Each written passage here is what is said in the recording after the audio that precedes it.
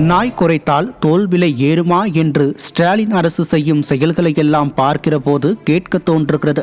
கட்டுமானத்துறை பெரும் சரிவை சந்தித்துள்ள நிலையில் கட்டுமான பொருட்களின் விலைப்பட்டியலை வெளியிட வேண்டும் என நீதிமன்றம் உத்தரவிட்டுள்ளது.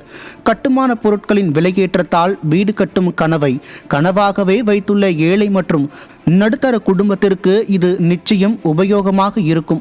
ஆனால் ஸ்டாலின் அரசோ வினோதமாக கால்நடைகளின் விலைப்பட்டியலை காண வெப்சைட்டை டிசைன் செய்துள்ளது.